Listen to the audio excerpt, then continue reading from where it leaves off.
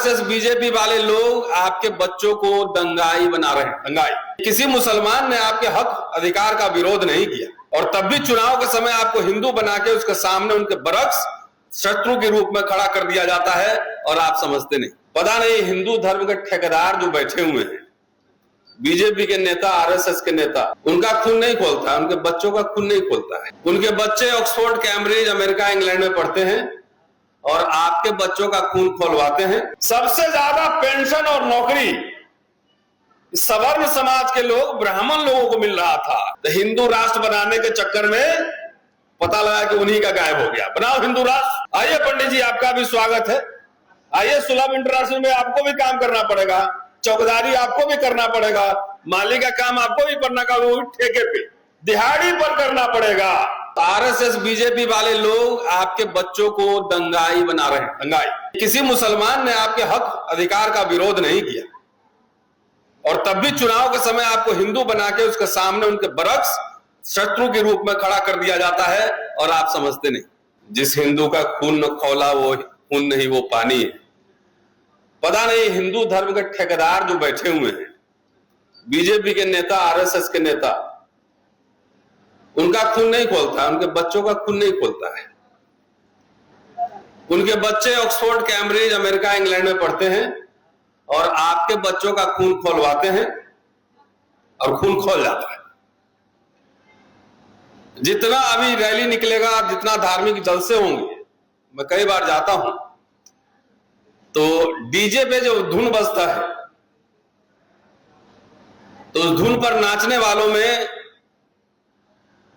ये BJP, RSS के जो नेता हैं बड़े, उनके बच्चे नहीं होते, आप ही के घर के बच्चे होते हैं।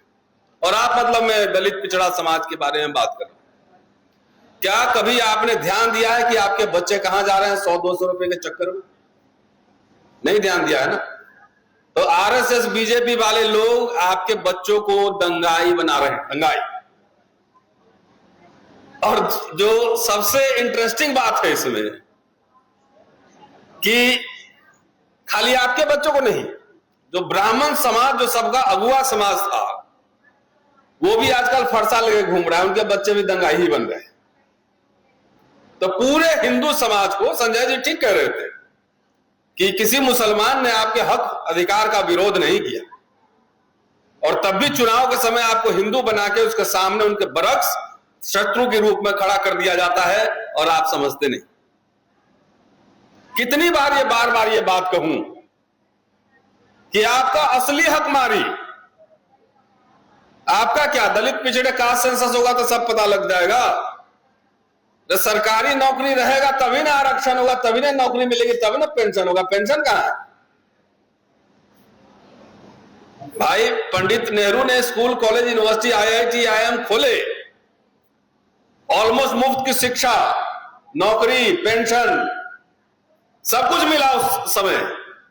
और पंडित अटल बिहारी वाजपेयी आए तो सबसे पहले पेंशन खत्म कर दिए और डिसइन्वेस्टमेंट मिनिस्ट्री बना दिए। अब मोदी जी तो रफ्तार से प्राइवेटाइजेशन कर रहे हैं, तो सरकारी नौकरी नहीं रहेगी तो आप क्या, पंडित जी को भी ठेका पे ही काम करना पड़ेगा। कर रहा है लोग। इसलिए इस मंच के माध्यम से जो अपने आप को समाज का अगुआ और ठेकेदार समझ रहे हैं, मैं उनको भी आगाह कर रहा हूं, उनको भी चेतावनी दे रहा हूं। पहले आप 20, 25, 30 साल पहले देखते तो सारे यूनिवर्सिटी में, सारे ऑफिसेज में, सारे top officer, director, doctor, engineer, यही लोग थे। सबसे ज्यादा पेंशन तो आपको क्या, आपको तो कुछ नहीं मिलता। सबसे ज्यादा पेंशन और नौकरी सवर्ण समाज के लोग, ब्राह्मण लोगों को मिल रहा था। तो हिंदू राष्ट्र बनाने के चक्कर में पता लगा कि उन्हीं का गायब हो गया। बनाओ हिंदू राष्ट्र। आइए पंडित जी, आपका भी स्वागत है। आइए सुलभ इंटरनेशनल में आपको भी काम करना पड़ेगा, चौकीदारी आपको भी करना पड़ेगा, माली का काम आपको भी करना का, वो ठेके पे, दिहाड़ी पर करना पड़ेगा। आइए हमारे कॉलेज में गेट पर दिखाता हूं, जितने सिक्योरिटी स्टाफ है ज्यादातर बिहार के हैं, सवर्ण समाज के लोग हैं। 15,000, 18,000 तनख्वाह मिलता होगा मैक्सिमम। तो खाएगा क्या, नहाएगा क्या, निचोड़ेगा क्या? बच्चे पढ़ेंगे कहां? पंडित जी जरा आप भी समझो। सरकारी अस्पताल धीरे धीरे निजीकरण की ओर जा रहे हैं, स्कूल बंद हो रहे हैं, इलाज कहां करवाओगे, पैसे हैं जेब में? तो ये बड़ा ही एक गंभीर सवाल है। और देखिए, मैं कास्ट, जब सब कुछ का सर्वे हो सकता है, पानी में कौन सी मछली कितनी है, बाघ कितने हैं और शेर कितने हैं, भालू कितने, इसकी गिनती हो सकती है, तो जाति समुदाय की भी गिनती हो सकती है और इसमें कोई कॉन्ट्रडिक्शन नहीं है। लेकिन मेरे कुछ सवाल है, और खास तौर से जो पिछड़े समुदाय के लोग, ये क्या हम एक क्लास कॉन्सेंसस, वर्ग चेतना हमारे अंदर आई है क्या?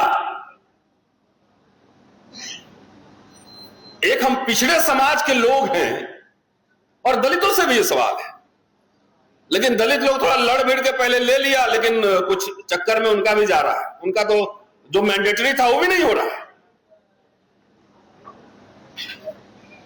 कि वर्ग चेतना, कि हम पिछड़े हैं, कि जातियां आपस में मुठभेड़ कर रही हैं। जब तक वर्ग चेतना नहीं आएगा, सामुदायिक चेतना नहीं आएगी, हम जाति के हैं या जमात के हैं, तब तक कास्ट सेंसस हो भी जाएगा तो भी आपको कोई लाभ मिलने वाला नहीं है। मैं उदाहरण देकर समझा सकता हूं। यहां जितने लोग बैठे हुए हैं, हमको 50 लोगों को 50-50 करोड़ रुपए का बिजनेस देना है। या समझिए कि 50 लोगों को क्लास 1 नौकरी देना है और 2 एमपी का टिकट देना है। आप क्या लेंगे? क्या लेंगे बोले? 90% से ज्यादा लोग, दलित पिछड़ा, हर जगह ये सवाल पूछता हूं। राहुल जी एक बार बार कहते हैं ना कि ये एक्सरे मशीन है और इसमें से आप इंडस्ट्री में नहीं है, स्टॉक मार्केट में नहीं है, यहां नहीं है, वहां नहीं है, ये नहीं है। क्या इन समुदायों में ये चेतना है? 2 एमपी का टिकट देंगे तो आप उसमें मारपीट करने लगेंगे जाके कि मुझे दो, मुझे दो। 50 लोगों को 50-50 करोड़ का बिजनेस आप नहीं दिलवाओगे। ये चेतना नहीं है, मूर्ख चेतना है। पंडित जी से यही सवाल पूछेंगे कि आप क्या चाहिए आपको, तो वो बोलेंगे नहीं, हमें पहले नौकरी दे दो। 40 साल नौकरी करेगा, 50 करोड़ का बिजनेस लेके 500 करोड़ बनाएगा, और जिसको देखो सबको टिकट चाहिए। कितना है पूरा एमएलए एमपी इस देश में? क्यों एमएलए एमपी बनना है भाई? 60, 85, 90, 100 में शोषित 90 है, 90 भाग हमारा है, पिछड़ा पावे 100 में 60, 85, 15 तो इतने साल से सुन रहे हैं। नारे अच्छे लगते हैं, लेकिन रियल ग्राउंड पे आइए। अभी जाति जनगणना साइड हटाओ थोड़ा सा। मंडल कमीशन के 40 रिकमेंडेशन है, उसमें से सिर्फ 2 लागू हुआ। वीपी सिंह ने एजुकेशन में और अर्जुन सिंह ने एजुकेशन में। इसमें फोटो क्यों नहीं है उनका? ये भी तो सवाल है ना। क्या उन दोनों लोगों की आप पुण्यतिथि या जन्म दिवस मनाते हैं? क्यों? नौकरी और शिक्षा आपके एजेंडा पे है ही नहीं। सबको सफेद कुर्ता पजामा और सफेद जूता पहन के विधायक जी बनना है। सोचिए, मैं गंभीरता से कह रहा हूं कि सबको एमएलए एमपी में, तो जहां देश में अभी मैं कल लौट गया हूं बाहर से ही, इतना नशा किसी समाज में नहीं देखा। अमेरिका में ब्लैक्स ने नहीं कहा कि हमें राष्ट्रपति बनना है, उन्होंने कहा कि मुझे हिस्सेदारी चाहिए, और रिजर्वेशन पहले यहां था। अमेरिका में अफर्मेटिव एक्शन बाद में आया, 70 के दशक में आया।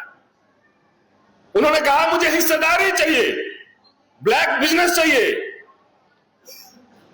पैसा चाहिए, सरकारी ठेकों में मेरी हिस्सेदारी चाहिए। उन्होंने ये मांगा, और 50-70 सालों में अब जाके देखो पूरे दुनिया के स्पोर्ट्स में ब्लैक राज कर रहे हैं, हॉलीवुड में राज कर रहे हैं, अरबपति है, मिलियनर बिलियनर है। इस समाज को हमारे जात का पीएम क्यों नहीं बना है? खाली सीएम पीएम कुर्सी होता है, सीएम पीएम कुर्सी होता है। दो तो ठाकुर हमारे पीएम हुए हैं, चंद्रशेखर जी और एक और हुए हैं, विश्वनाथ प्रताप सिंह। तो सारे ठाकुर पीएम बन गए। उत्तर प्रदेश में 50 सालों में शुरू के 24 साल तक ब्राह्मण सीएम रहे, वहां 7 सीएम रहे 50 से लेकर 90 तक, तो सारे ब्राह्मण सीएम बन गए।